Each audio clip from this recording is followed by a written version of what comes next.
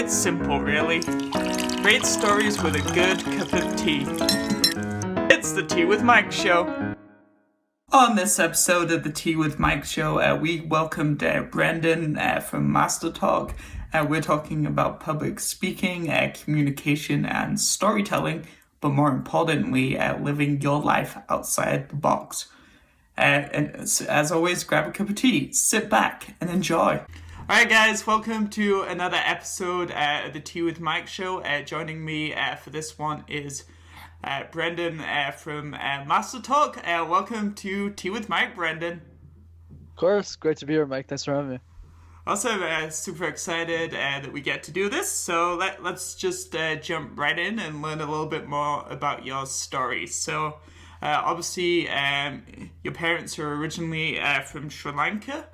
So I'm really curious to know, what was it like growing up in Montreal as the son of immigrant parent?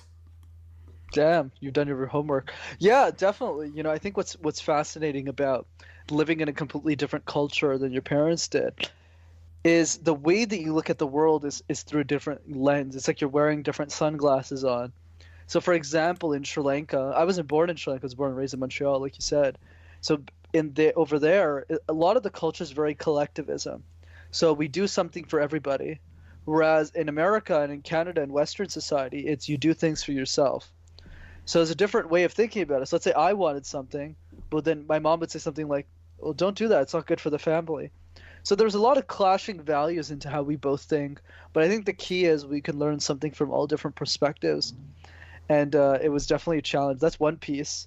The other piece was French. As you know, French is a required language in Montreal. If you don't know it, you suck. Like, you can't do well in the city, period.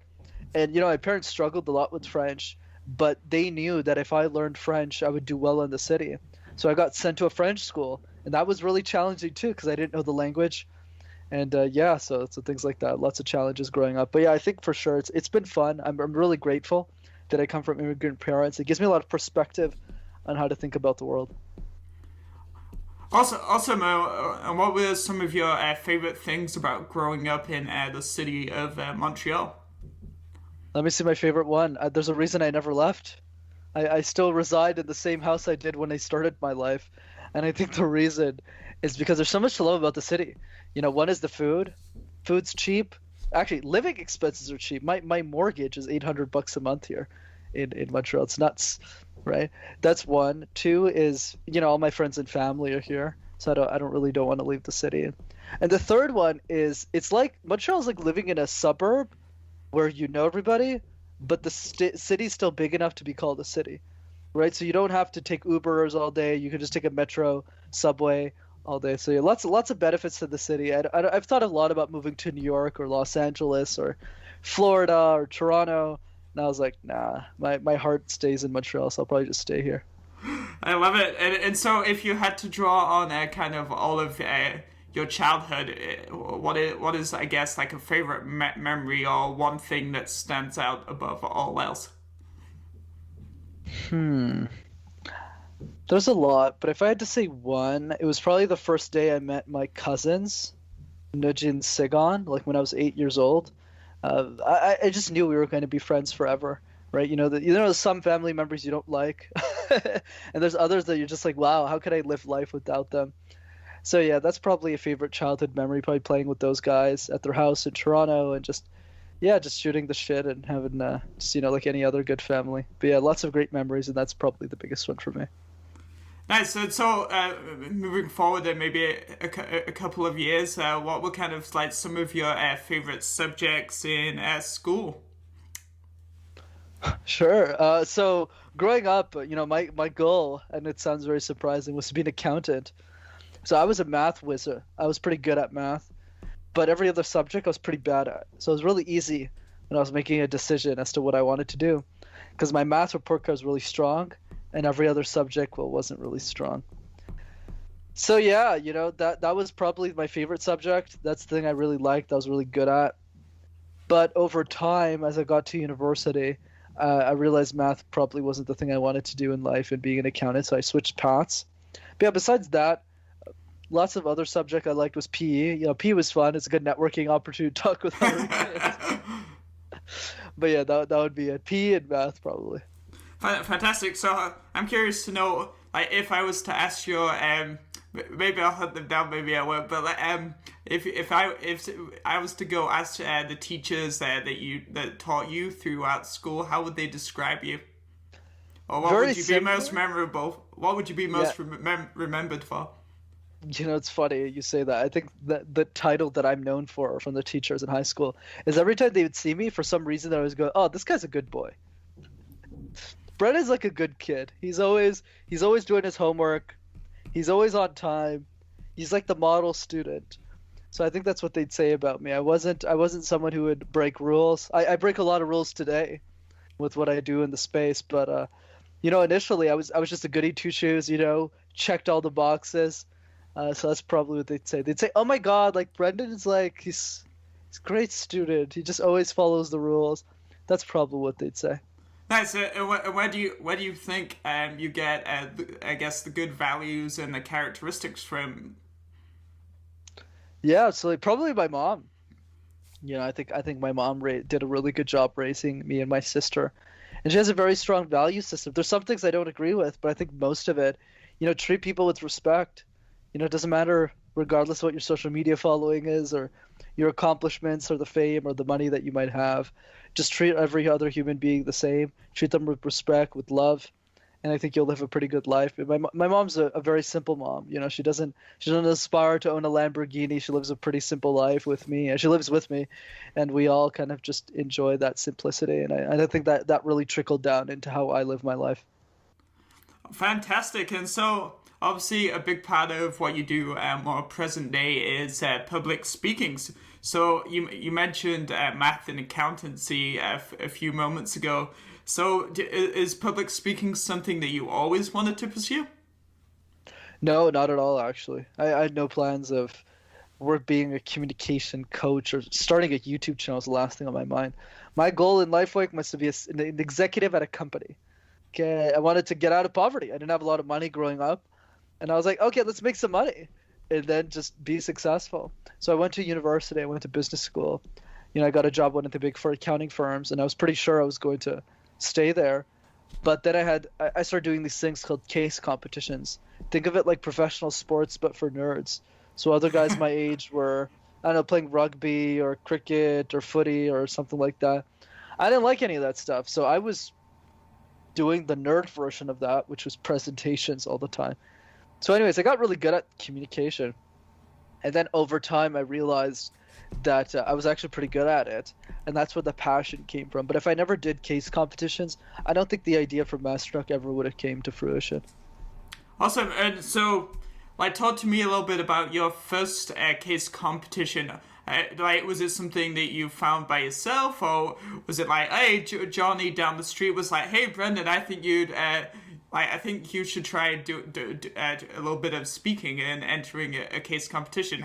What were the kind of the circumstances around the transition into case competitions? Yeah, it's a mix of a lot of different things, but I'd say the big one was when I was in my first semester of university.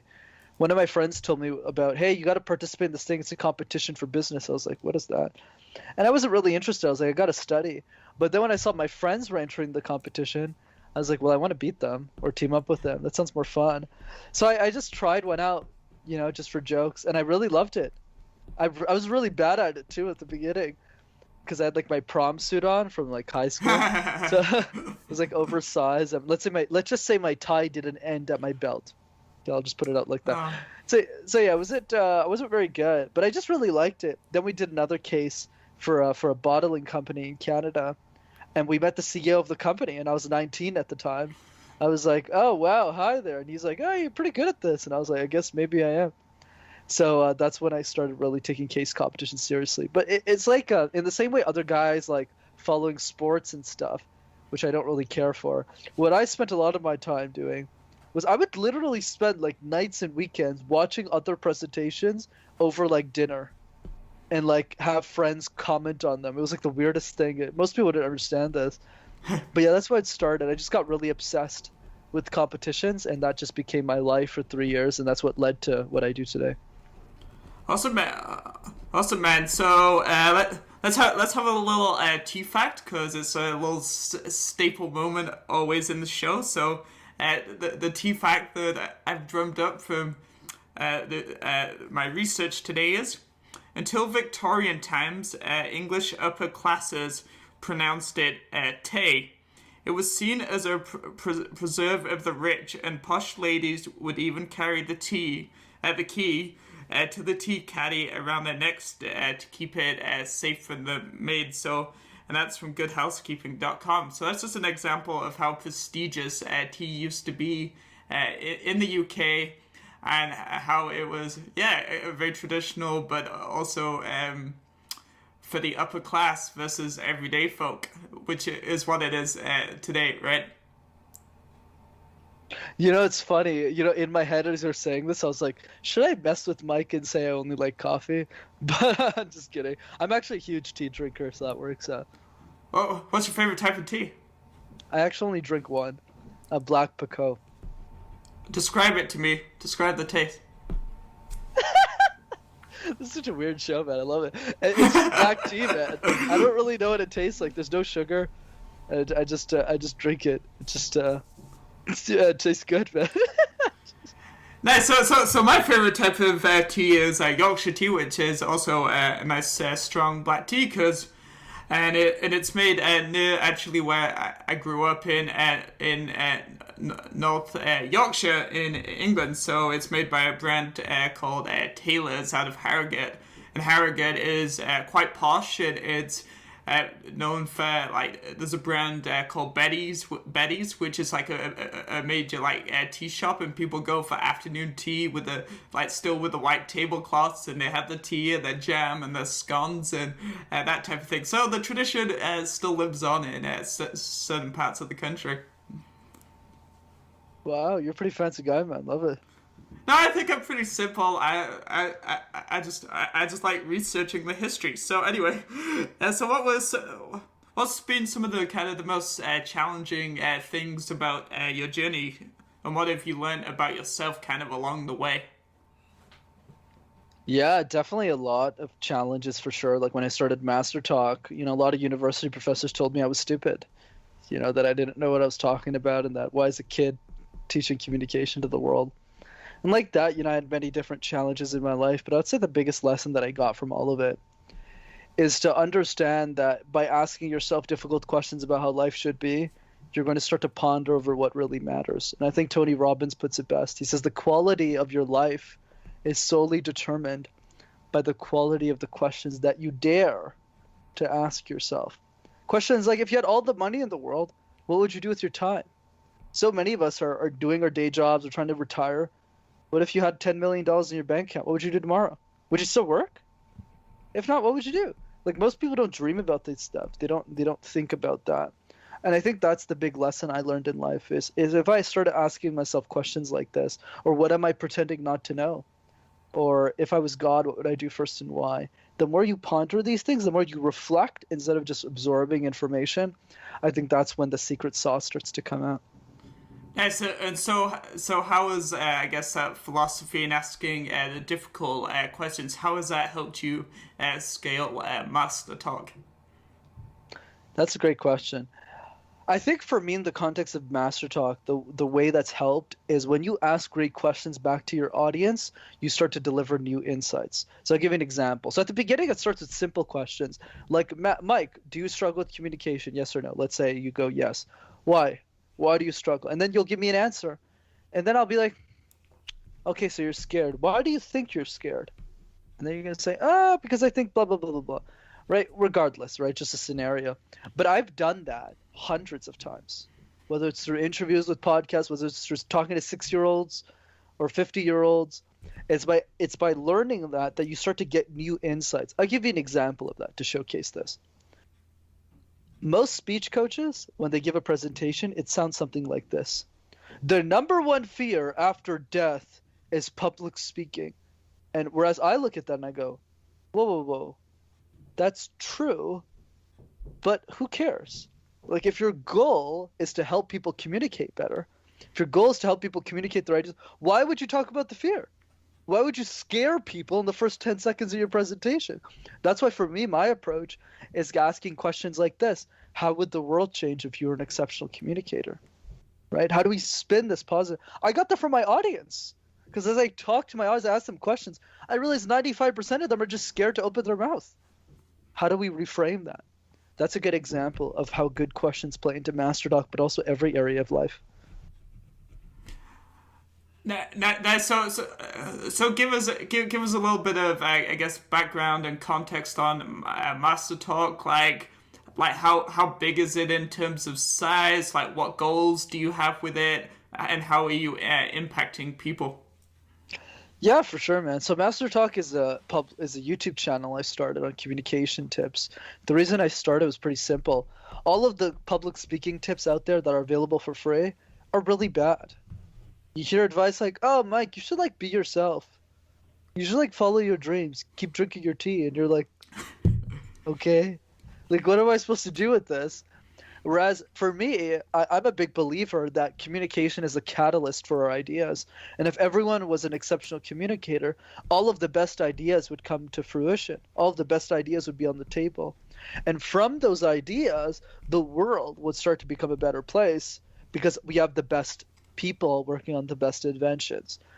So for me, it was all about how do I bring actionability and how do I bring tangible advice into the space for free? And that's how it started. Obviously, I grew a business out of it and a practice, but I think the bigger mission for me is to be the next Dale Carnegie.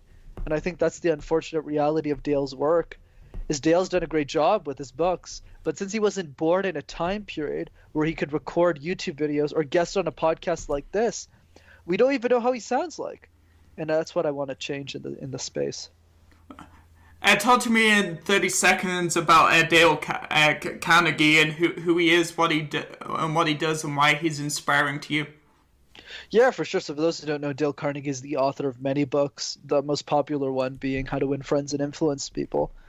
And I think for me, the biggest thing I learned from Dale is, be generous with information.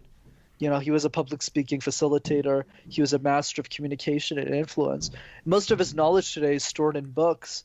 But that's what he used to do, like give workshops on the topic. And now there's a lot of Dale Carnegie workshops that are being given across the world. But I think the key for me, what I learned from Dale, is to keep pushing the knowledge. Don't just stop it at what he knows. Push it to the next level.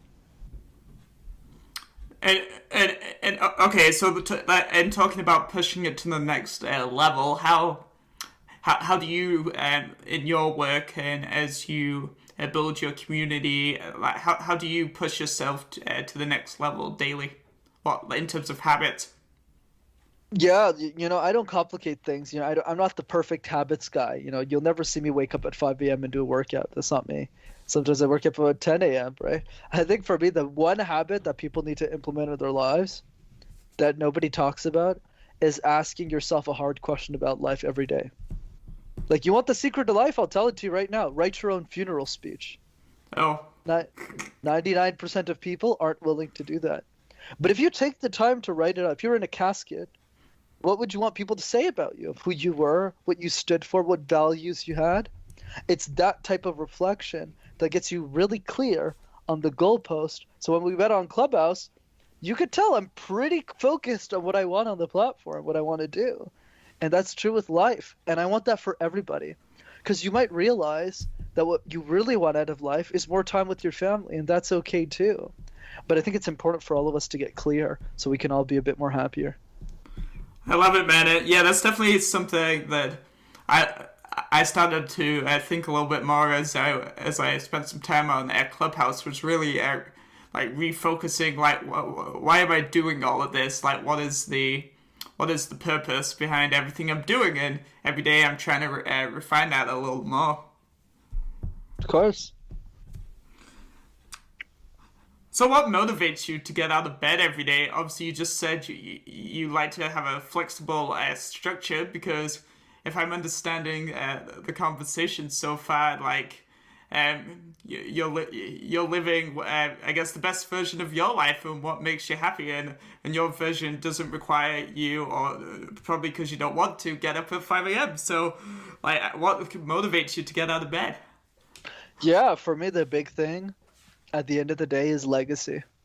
I want to do something important for the human race, bottom line, right? I just want to help humanity in a way that I think I can.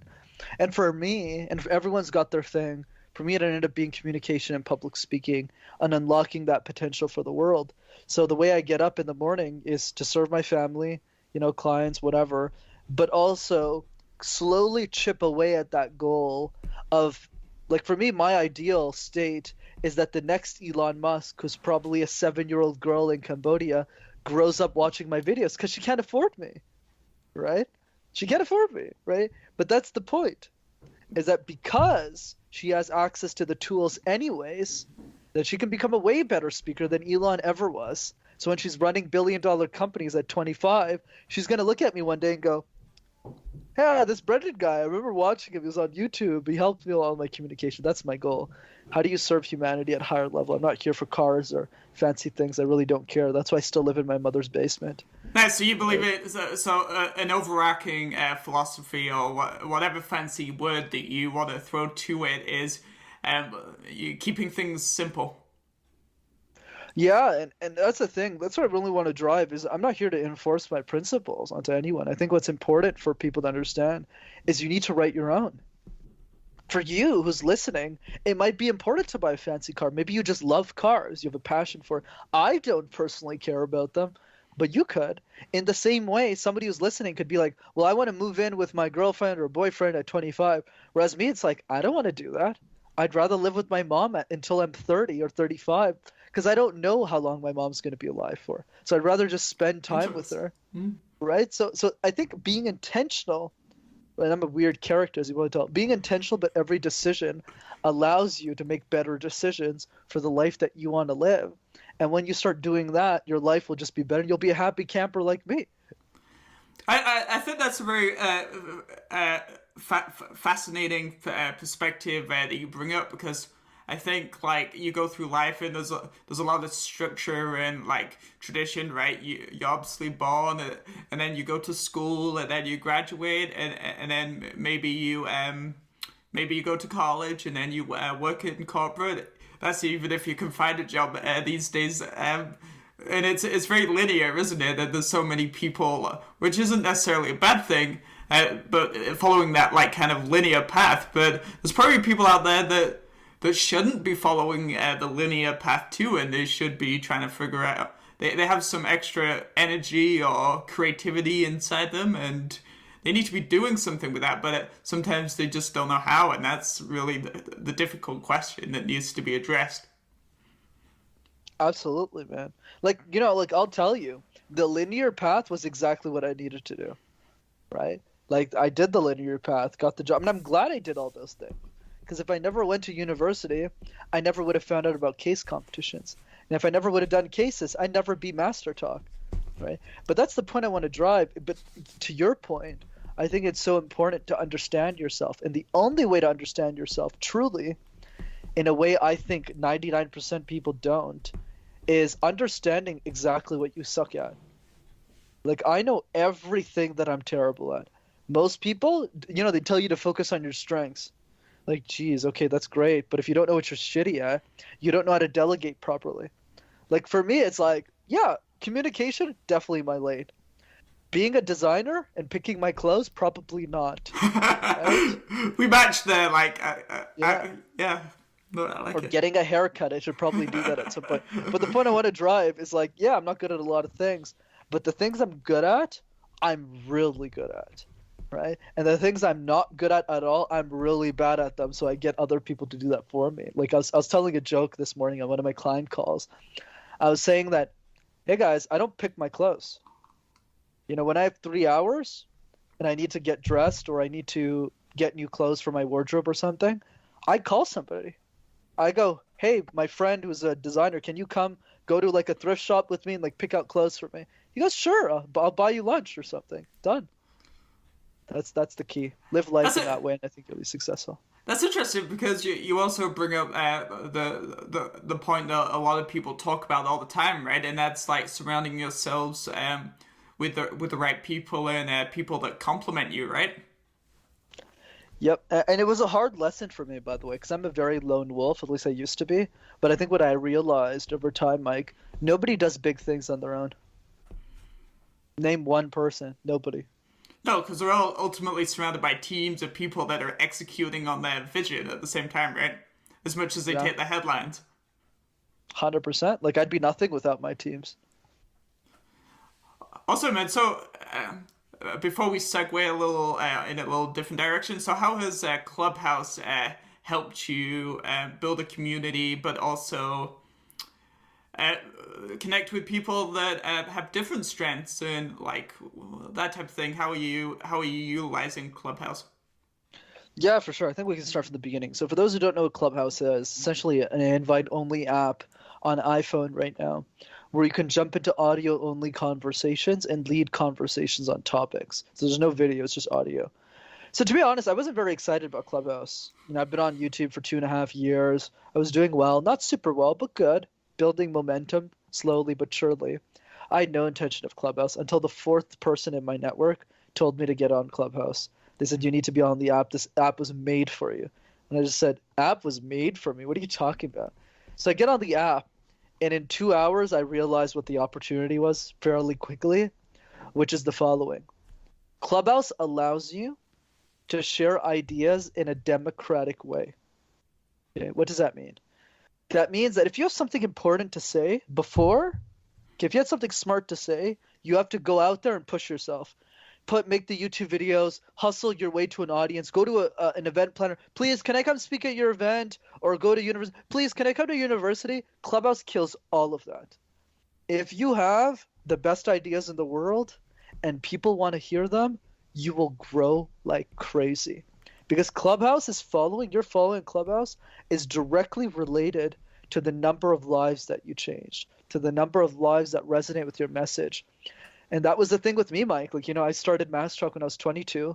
A lot of people didn't take me seriously when I started taking on C-suite executive clients. A lot of people thought I wasn't, that I knew my stuff. And then I got on Clubhouse. Then the second I got on Clubhouse, I saw all the other communication experts on the platform. I was like, you don't know anything about communication. So I started hosting my own rooms. And, it is, what happened. But I think the takeaway for everyone who's listening is if you're the world's best kept secret right now, if you're someone who has an idea worth sharing and nobody knows you, Clubhouse is your catalyst. So I encourage all of you to take it like I'm taking it right now. Also, awesome, man. Okay, let's go. Let's go to yeah. So obviously, public speaking is yeah. No, let's start with like, how old were you like when you gave your first I guess public like presentation, and like what was the environment and what specifically did you speak on? Yeah, so my first, actually all of them until I started Master Talk were case competitions. So I guess technically I started when I was 19, 20-ish, probably 19. And most of them were cases. So we would go up against other universes, we'd present against them. It was like speaker wars. Think of it like that. And then over time, I developed the Master Talk brand. I started giving keynotes on communication and public speaking and storytelling. Okay, so then so talk to us about the first time you got booked to talk about storytelling and communication and public speaking then. So it wasn't really that I got booked, Mike. It was more just I got booked later, I guess more officially.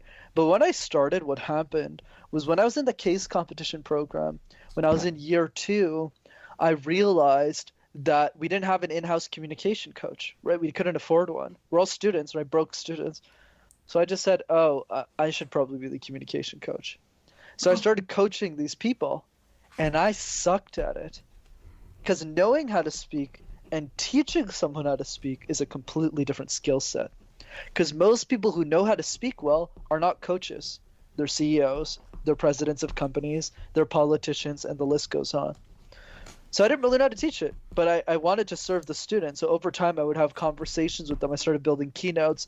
They all sucked. And then over time, I got really, really good at it. So it was all a process that kind of unfolded. And then after that, then a couple of nonprofits started inviting me to come speak for their kids, like their, those leadership program for kids. Yeah. So I just do pro bono, stuff like that, and then one engagement led to another, and then I started getting into the circuit. Nice. So you kind of slowly built up your reputation, right? Like, and I'm sure throughout of this you were constantly networking and looking for different opportunities. Is that correct? Yeah, that's correct. There's a great book on this for people who are interested in professional speaking. It's called The Successful Speaker by Grant Baldwin. So Grant's just an amazing guy. His free content landed me speaking gigs. So you can just go read his book. I think it's like $7 or something on Amazon. 6-hour read, well worth your time. Nice. And so do you get nervous about speaking in front of audiences? I mean, I was nervous at the beginning when I started, and I'll tell you why. Most of the presentations I gave for most of my life, Mike, that's why I'm so passionate about communication, was in a language I didn't know. Because I didn't know French, and I studied my whole life in French. So I'd literally get up in like a first grade classroom, and I'd literally go, bonjour. Like I sucked. Like I wasn't really good. And I was really scared too. But I think for me, nerves still come, but the way those nerves show up is different. So what do I mean by that? What that means is nerves will always be a thing. I don't care if you're Tony Robbins, Les Brown, doesn't matter. You're always going to be nervous. Anyone who tells you otherwise is lying. But the difference between the best speakers and everyone else is that the reason why they're speaking, the why, is far greater than the fear. So a good analogy I could give you is like it's like a boxing match. One side is the fear, the other side is your message. The fear will always be in the ring, but your message needs to get the knockout punch. And as long as your message gets the knockout punch, you'll always overcome the fear. So yeah, when I started moderating on Clubhouse, it's a great analogy. I was terrible at it, Mike. Super bad. You didn't know me back then, that's why you didn't see that. But I literally go, hi everyone, my name is Brendan, and this is Mike. Mike, what's your question, right? And now we're so proud to welcome Mike to the stage. Right? It's different. It's very polished, yeah. It's a lot more polished. But yeah, we put in a lot of hours. I think I was moderating 10 hours a day for I still moderate every day, right? I haven't missed a day since December 29th, and it's been 3 months almost, right? I don't take vacation. I just work every day. But that's the thing, right? And then over time, I got really good. And I think that's the message. And I was nervous at the beginning, but over time, as you do it more and more, and you understand why you're doing it, for the people who come into your rooms, to the people who take their time and give it to you, you start showing up in a different way for them. Nice. And so obviously you just mentioned nerves are a legitimate thing, which totally makes sense. So are there some strategies that you've developed to keep yourself, I guess, calm under pressure, or if something goes wrong, because the grass is not always green, right? Yep, absolutely. I'll give you the strategy. There's no silver bullet here, right? I'm a big fan of lead bullets, and the strategy is simple. Do the harder thing. If you're scared of giving a presentation, practice presenting topics you've never done before. So that way you're more comfortable. I'll give you an example. It's called the random word exercise. This is my most popular tip on the YouTube channel, and I'm happy to demonstrate it if you want. Yeah, let's go. Yeah, for sure. But just so people know what the exercise is, you give somebody a random word, and they have to create a presentation out of thin air. So you have no prep time, but what this does is it conditions your mind into thinking that you can do anything. Because if you're preparing a presentation for 5 minutes, or even moderating a space on Clubhouse or anything, those presentations become a joke. Because you're like, I talked about avocados for 5 minutes, so this is a joke, right? So yeah, that's the exercise. So how about you shoot me a random word and I'll do a presentation for you. Let's go with scuba diving. You got it. Do you feel that? The oxygen in my tank as I'm diving into this ocean. A lot of people told me that, Brendan, when you're going to go scuba diving the first time, you have to be careful to watch your breath. You got to watch your oxygen tanks. You got to make sure you stay near the top of the water. And I didn't listen to them. So when I jumped in the first time, I realized really quickly that I probably should have checked my oxygen. But luckily, my instructor was there. But there's a bigger message here. Scuba diving is not just how we associate the word, which is, oh, go have a good time. but it's a way to explore a new world. It's a way to look at the world from a completely different lens. And as we're under the water, we're looking at the fishes and the corals and the rocks, and the amazing things in that ocean. We start to think of what's possible. What kind of creatures exist in this realm, not just in that ocean, but also in the possibilities of our own life. Scuba diving is an analogy for what we can achieve in our life. In the same way that most of the ocean is unexplored, is untreasured, don't even know what the bottom of the Pacific Ocean looks like. It's the same thing of our lives. We seem to think that our potential is the tip of the ocean, like the tip of an iceberg. But the truth is there's so much more to explore. So the next time you dive first to the ocean, the next time you go scuba diving, think about the bigger picture. Think about what you haven't seen yet and what you can explore for the life that you're about to take on. So go jump in and dive. Dude, that was phenomenal. Good job, man. I thought that was gonna be hard, but like I guess the more you practice, like the better that you become. And I could see like, and you use this throughout the conversation so far. You have little strategies that you use to help you navigate the question or the conversation. You got it, man. And that's the thing I want to push is like, I'm not an exception case. All of you can do this. And this is the thing I want to drive. Brendan's not talented. Brendan just did the exercise 3,000 times. 3,000. Not 3 times. Not 300 times. 3,000 times. So all I'm asking for is 5 minutes of your day. Pick 5 words. Lamp, husband, tree, basement. Make 1-minute presentations. If you do that for a year, you'll have done the exercise almost 2,000 times. Oh wow! Now, so super good. So what? Obviously, you probably spend a lot of time like on technology and that type of thing, both with your business and with social media and building a community. And so, like, how do you look after your mental and physical health? Because obviously there'll be people out there, but like, well, Brendan's spending, and I'm sure maybe you've had it on Clubhouse. I just haven't been privy to that particular room where they're like, it's super unhealthy to be on Clubhouse for 15 hours a day, right? I mean, yeah, absolutely. Here's what I'll say. There's 2 things. The one is my perspective, and second is the advice I'll give. Perspective. I don't believe in balance, Mike. I think everyone has their own definition of what balance is. And I think the key message is define it for yourself. Make sure you're in alignment. So, for example, some people say, oh, Brendan, I want to spend 3 days a week with my family.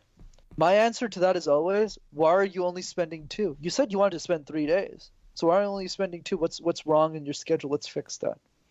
So this, I want to do pretty big things in life. And that comes at a cost. But because I'm comfortable with that balance, like for example, every decision I make is perfectly aligned with how I want those decisions to go. So why do I live with my family? Because I know for a fact that if I didn't live with my family, I would never see them. Because I work so much. I work probably 15, 16 hours a day. And I love it, by the way. Not for everyone, though. But because my mom's upstairs, my sister's upstairs, I don't have to travel that far to see them. I just pop in, have lunch with them, go back down, go back to work.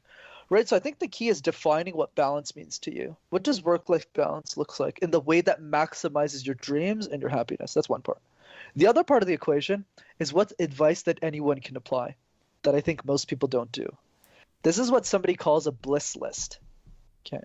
It boggles my mind that most people don't do this. Okay, so take a piece of paper and do this as we're talking. Make a list of the things that bring you joy and be very specific about those things. Because most of us use other people's lists. And I'm happy to share mine. I can karaoke in 8 different languages. I dance alone in my basement 30 minutes a day. I dance alone in my basement in between every single meeting I have. Whereas I'm not just sitting there for 16 hours. Clubhouse too, I'm just jumping around in my house, dancing, whatever. Nobody sees anything. Doesn't matter. Me too, you know that. Yeah, you're killing it on the dance floor. You're awesome. But I also love clubbing. I also love yelling at my friends over dinner, especially when it bothers other people at the restaurant. That's like the best, right? And I ask them questions that are super uncomfortable, like, what are you pretending not to know? Or if you were God, what would you do first and why? Like super uncomfortable stuff. That's what brings me joy. And a lot of you are listening to this and you're saying, I don't want to do any of that. I don't want to be doing karaoke or dancing. But that's the point, Mike. Where's your list? Where is it? You never wrote it. That's the point. What is it for you? Is it reading a book 7 minutes a day? Is it taking a walk every day? It's not for me. I don't care about that stuff. But for you, it might matter. But the beauty of writing it down is even if you just do a couple of things on the list, you'll feel like you're taking ownership of your life. You'll feel like you're in control. And when that happens, then you'll live a much healthier life. I love it, man. And just touching on writing it down, like the Tea with Mike show started as a college project, and it was a kind of amalgamation of all like my different experiences working in the entertainment industry, and always loving people and loving theater and culture and diversity and all of those different types of things. But to your point, if I hadn't written down some of these experiences and perspectives, and then the Tea with Mike show would have never have happened. And like, obviously, I'll never know, but because life is a journey. But we wouldn't be speaking here like today, and who knows what I'd be doing if I hadn't written it down. I'm with you. And I think your show is like the perfect example of this. Do I think it's weird that you throw out history quotes on tea in the middle of the show? Probably. But the point is, you enjoy it. That's what brings you joy. You're like, screw it. I want to do some tea quotes. I was like, do your tea quotes, man. As long as you're happy, I'm happy. And that's what I want. I want that for everyone.